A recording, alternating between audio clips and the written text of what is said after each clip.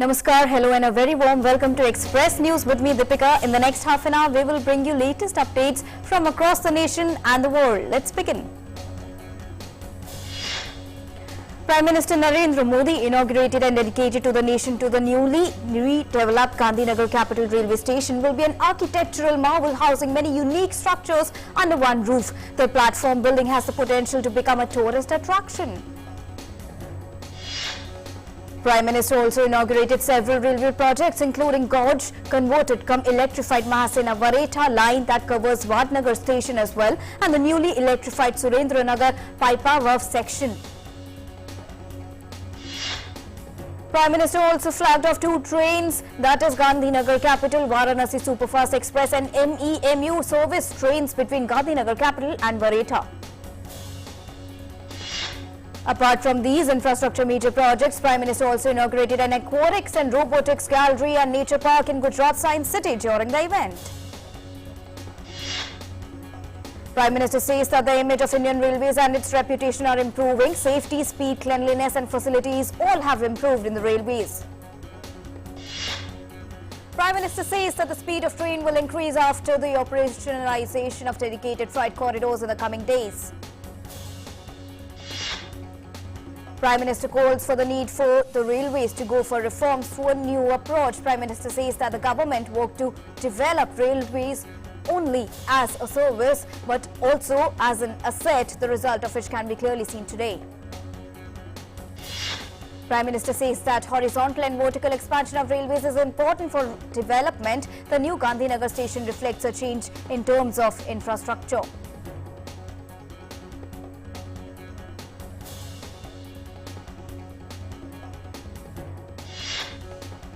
Horizontal and vertical expansion of railways important for development.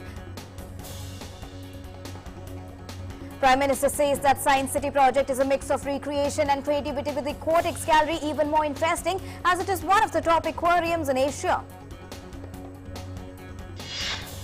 Prime Minister interacts with Chief Ministers of 6 states of Tamil Nadu, Andhra Pradesh, Karnataka, Odisha, Maharashtra and Kerala today. Takes stock of the latest COVID-19 situation, says need to move ahead with a focus on test, track, treat, vaccinate approach.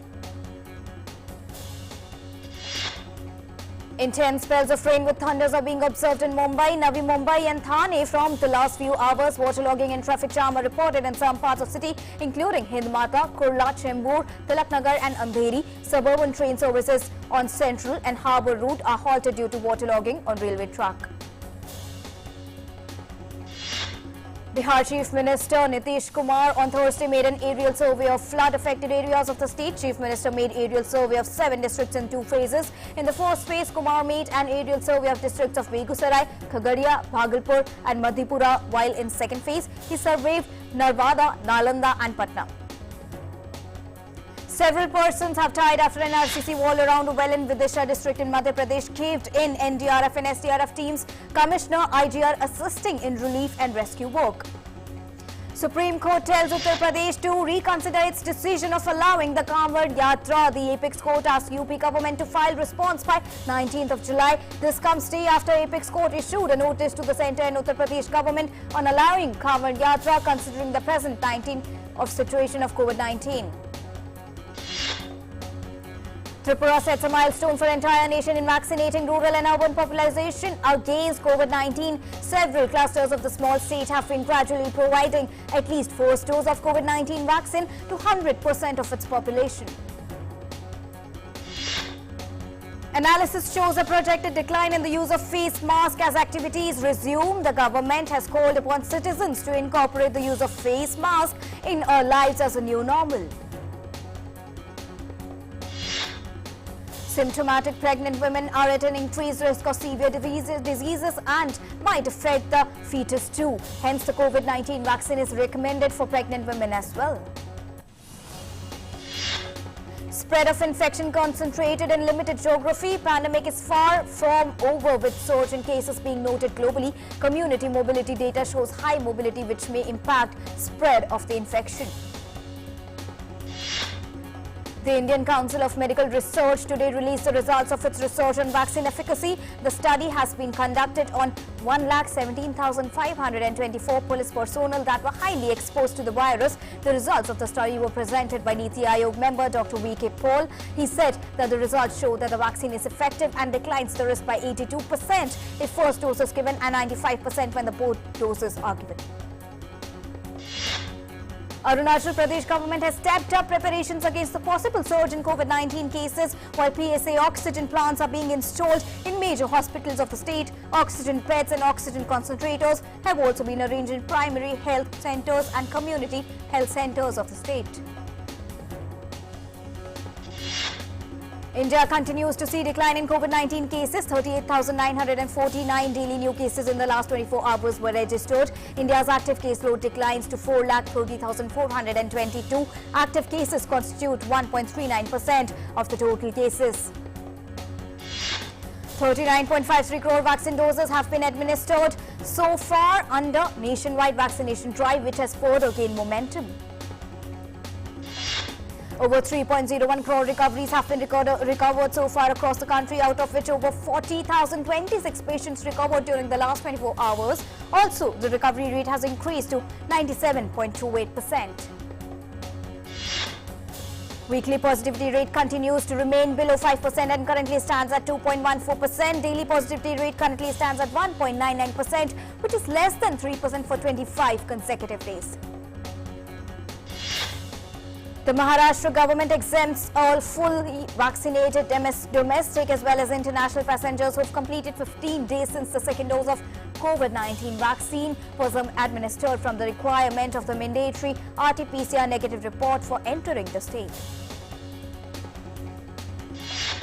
Manipur government announced total curfew across the state for 10 days. The curfew will be effective from 18th of July. The decision was taken in view of the wide prevalence of the Delta variant of COVID-19. In Odisha, the government has extended partial lockdown till August 1. However, the government has categorized districts in two categories.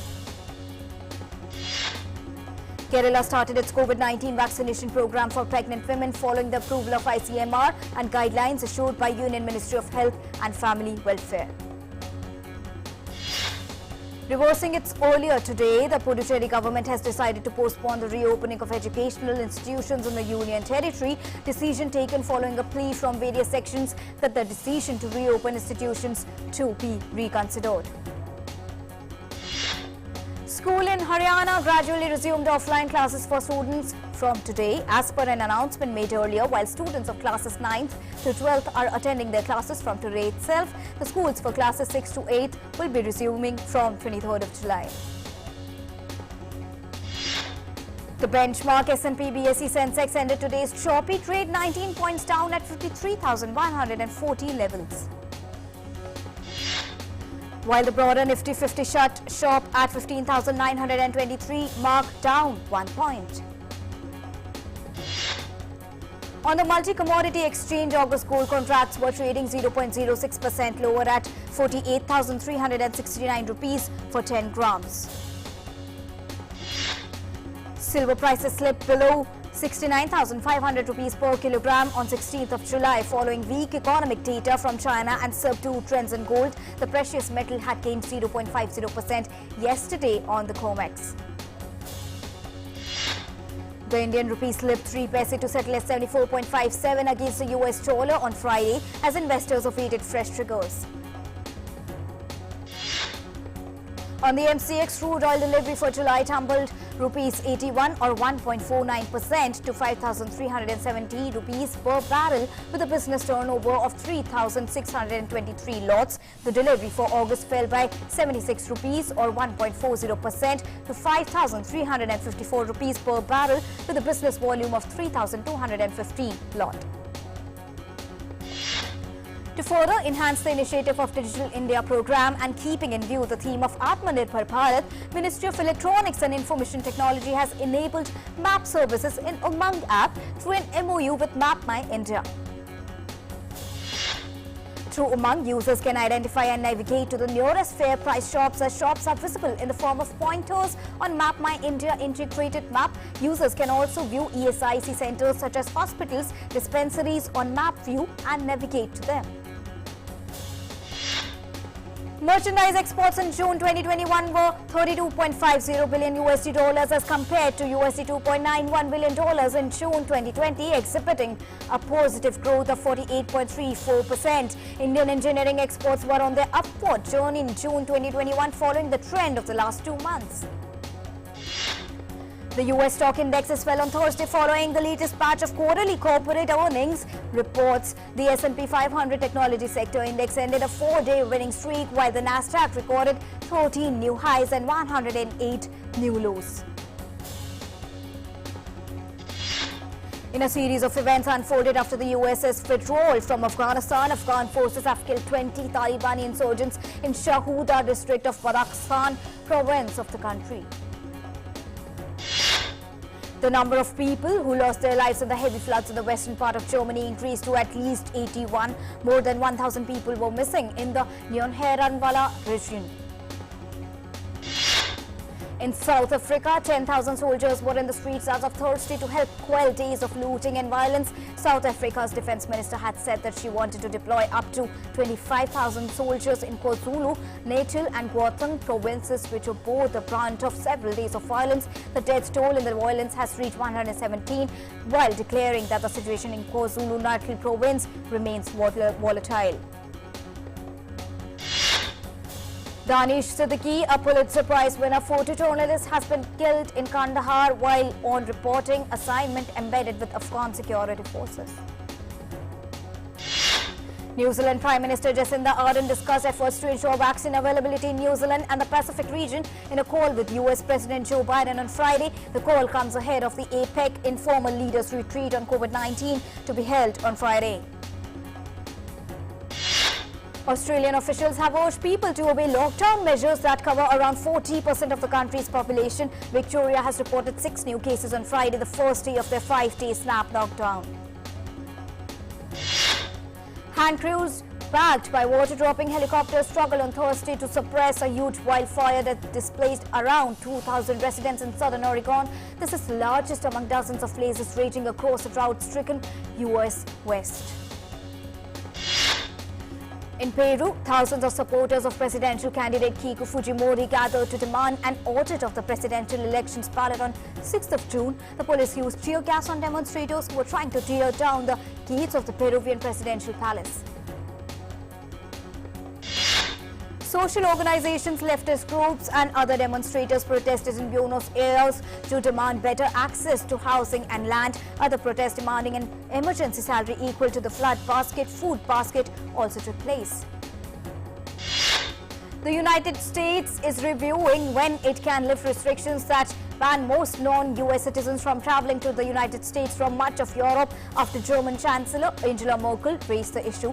Biden in a press conference said that it's in process now. He also expects to be able to answer within the next several days what is likely to happen. He awaits his COVID team for a green signal. COVID-19 has claimed over 40,82,000 lives globally. The US continues to remain worst hit with the disease as the number of cases crossing 3 crore 48 lakh and death toll mounting over 6,24,000. The Director General of WHO, Tedros Adhanom Ghebreyesus, has urged China to be more transparent and cooperative in investigations into the origins of the COVID-19 pandemic, especially on raw data. He said that the investigations into the origin of COVID-19 were being hampered by lack of raw data on the first days of spread. In Bangladesh, COVID-19 situation continues to remain grim amid the country has temporarily opened up after a COVID-19 induced closure. The country reported 226 fatalities in a single day, which is the second highest toll recorded. Los Angeles is once again mandating its residents and visitors to wear masks indoors in public places amid rise in COVID-19 infections. Wearing a face mask will be mandatory in the country from midnight Saturday in all public places, including shops, grocery stores, restaurants and workplaces, regardless of vaccination status. In a first-of-its-kind initiative, an MOU was signed between ICCR and Delhi University to establish Bangabandhu Chair at University of Delhi. The step aims at reinforcing exchanges in the field of art, academics and culture and will be occupied by a foreign visiting professor or subject expert. Lebanese politician Saad al-Hariri abandoned his month-long efforts to form a new government on Thursday, dimming the chances of a cabinet being agreed anytime soon that could start rescuing the country from financial meltdown. Hariri announced his decision after meeting President Michael Aoun, saying it was clear they could not agree, underscoring the political squabbling that has blocked the formation of a cabinet even as Lebanon sinks deeper into the crisis. In Canada, a tornado sweeping across Barrie in Ontario has injured several people and left behind a trail of destruction. The police in Barrie informed that they were responding to multiple reports of damage in the southeast part of the city. The head of security of Haiti's National Palace has been arrested and is currently in police custody. Chief of Haiti's National Police told reporters that Dimitri Harad was detained and is being questioned about why the attackers did not meet more resistance at the president's home. The United States of America and Germany will stand together to defend NATO's eastern nations against Russian aggression and agree that Moscow must not be allowed to use energy to bully its neighbor.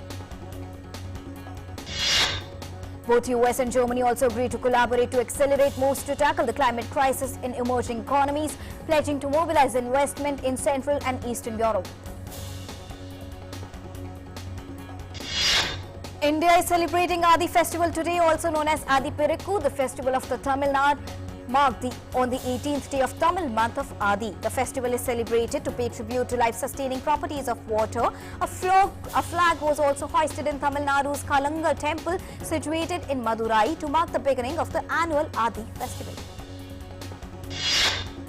Oliver Demon, an 18-year-old physics student, is set to accompany billionaire Jeff Bezos in his inaugural space tourism flight. This will make Demon the youngest space traveler ever. The company informed that Oliver Demon will join the 4-member all-civilian crew scheduled to take off on Tuesday.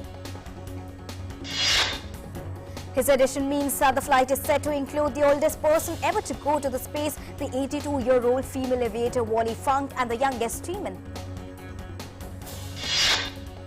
Gambia-born Alayu Sahu arrived in Italy in 2017 after a perilous journey crossing the Mediterranean Sea. 4 years later, he's again on a boat, but this time using it as a floating stage, entertaining Italians with music using traditional African kora instrument.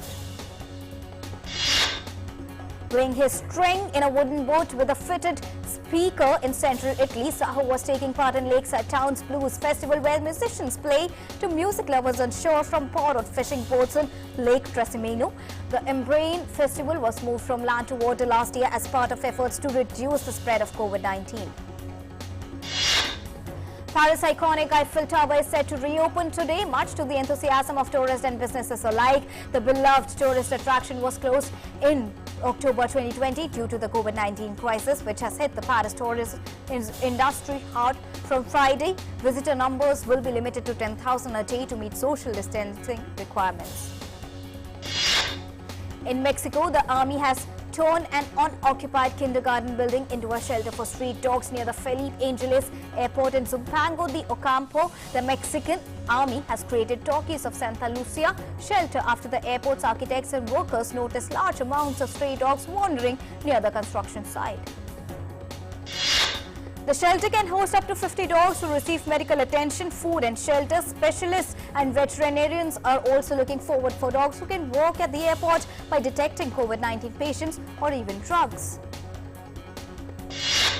A pair of large vases bearing soccer balls stand at the entrance of Mexico's first Maratonian church, and an image of Diego Maradona wearing a charro hat welcome worshippers. Inside the church, the Catholic Stations of the Crosses are recreated with photos of Maradona from his childhood to emblematic meetings with the late Cuban leader Fidel Castro and Pope Francis. The church in the central Mexican city of Puebla, which opened on July 7, celebrates religion created in Argentina in 1998 by the admirers of the late soccer player Maradona. The Maradonian religion has spread to several countries around the world and has more than 500,000 followers. The joy and happiness are pouring in from around the corner. The new entrant in the list is Ambassador of India to Japan, Sanjay Kumar Verma. Verma expressed his happiness and wished luck to the Indian contingent for Tokyo 2020 Olympics. The ambassador said that we are looking forward to cheering Team India and celebrating their success. She has expressed her hope for a better performance in the Olympics from the Indian women's hockey team as well as the players of other teams. The star-studded Indian shooting squad is all ready to embark on flight to Tokyo from Croatia. The Indian shooting team will land in Tokyo on Saturday morning with first competition scheduled for the 24th of July. India has sent a record number of 15 shooters to compete across 10 events. Recently, India finished top of the ISSF World Cup at tally with 32 medals and they are expected to perform well at the Olympics. Weightlifter Mirabai Chanu reached Narita today afternoon. Chanu, the only Indian weightlifter to qualify for the Olympics, is one of the favourites for a medal in women's 49 kg as she had set a world record by lifting in 119 kg in clean and jerk in the Asian Championships in the month of April. Indian sailing team became the first from the country's contingent to arrive at the Haneda airport. The picture of players and their coaches arriving at the Haneda airport were put up by Sports Authority of India. Netra Kumaran will compete in the laser radial event Vishnu Sarvanan in laser standard class and the pair of Varun Thakkar and Ganpati Chengampa in 49 class. Athletes at the Tokyo Olympics will not put their medals around their own necks to protect against spreading the coronavirus. The very significant change to traditional medal ceremonies in the 339 events was revealed by IOC President Thomas Bach. Olympic Committee President Thomas Bach said that the medals will not be given around the neck, rather they will be presented to the athlete on a tray and then the athlete will take the medal him or herself. Serbian tennis star Novak Djokovic has confirmed his participation in the upcoming Tokyo Olympics. The 34-year-old player took to Twitter to inform that he had booked his flight to Tokyo and will proudly be joining Team Serbia at the Olympics. The world number one lifted his third title of the year at the All England Club a week ago and is now on course to try to complete tennis Golden Slam. He needs to win gold at the Tokyo Olympics and take the US Open single titles in September to become the first male player to achieve the feat. Slovenia's Tadej Pogačar claimed back-to-back Tour de France stage wins to underline his dominance in the leader's yellow jersey. Pogačar accelerated clear on the summit finish on stage 18 at Luzerheide to extend his overall lead to 5 minutes and 45 seconds. Pogačar now holds the white, yellow and polka dot jerseys after winning at Luzerheide. Jonas Vingegaard and Richard Carapaz finished second and third. Former hockey player Sabha Anjum has also given her best wishes to the players. Former Indian women's hockey team captain Sabha Anjum said that the players were waiting for the Olympic Games for a long time. Tilda Swinton led the cast of Thai director Apichat Pong Viras Thakul's memorial on the red carpet on Thursday as the film premiered in the Cannes Film Festival. The slow contemplative narrative of Memoria is punctuated by a series of mysterious, loud bangs heard by the main character, Jessica. The Cannes Film Festival showed a new documentary named Revolution of Our Times Today, chronicling the 2019 Hong Kong pro-democracy protests and shining a light on protesters' stories. Celebrities from around the world took to the Cannes red carpet on Thursday as the film festival began winding down. Stella Maxwell and Hannah Cross were among the models, sending photographers into a frenzy on Thursday. Dutch footballer Memphis Depay also made an appearance attending the premiere on Bruno Dumont's France, which stars Lee Seydoux as a showbiz journalist who finds herself reporting from a war zone. French director Jacques Audiard's new film Paris 13th District does not show the Eiffel Tower, Haussmannian buildings or the Seine River. He trains his lens instead on the brutalist apartment towers of the 13th District known as the Chinatown of Paris. With characters inspired by the graphic novels of American artist André Thomaine, Audiard sketches young, educated but disillusioned people trying to find their path, and he consciously avoids film cliches of the rich-poor divide in France. Cuban-American pit bull took to Twitter to demand that the world wake up to the unrest in Cuba and protest supporters' demands for freedom and human rights. Pitbull demanded world allies and global businesses to unite in action. He also appealed to fellow Cuban-American Amazon founder Jeff Bezos to get involved.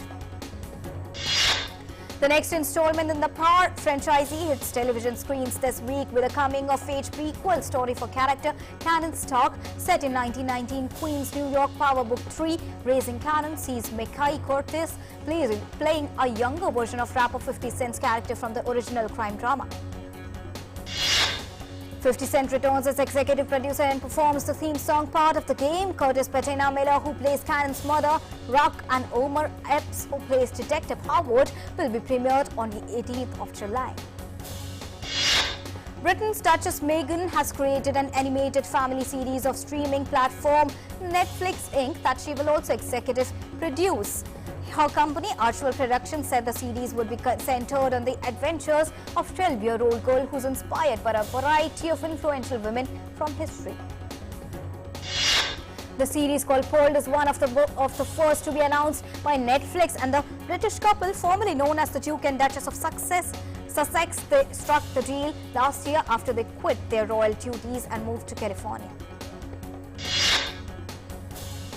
Veteran actor Surekha Sikri has passed away at the age of 75 due to cardiac arrest. The actor was known for films such as Badhai Ho and TV shows like Balika Vadhu. The actor was ailing for some time and had suffered a brain stroke in 2020 and a paralytic stroke earlier in the year 2018. A recipient of 3 National Film Awards, Sikri, a film, theatre and TV veteran, was best known for her performances in Thamas, Mammo, Salim Langde's Pematro, Subeda. And that's it in today's edition. More on the other side. Keep watching DD India. Namaskar.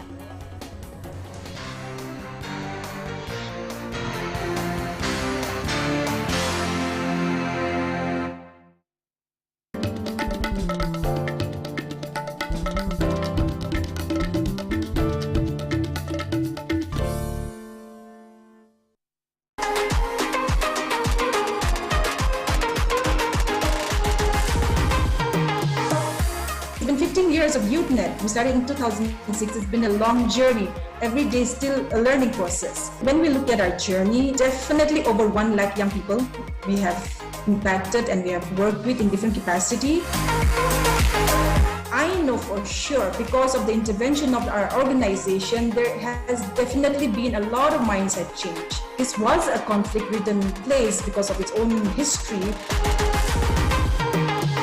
I went through a lot of challenges myself, but because of the hope, I could overcome that. And today I can see that a lot of hope in young people. Hi, I'm Hikani Jakalu. You can catch me on In Conversation With on DD India.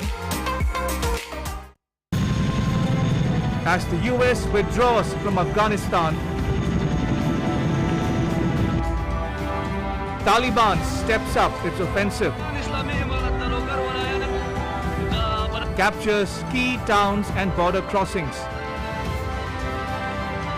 raising fears of a return to a cycle of violence, death and destruction. To know what's at stake for India and the world, the radio bomb shot down a US helicopter. Watch Afghanistan, What Next? At 7:30 p.m. on Monday, 19th July, only on DD India.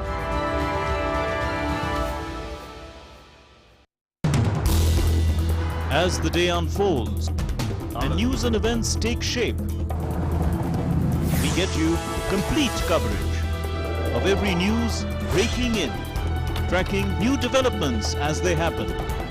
Midday Prime English, Monday to Friday, 2 p.m. on DD India.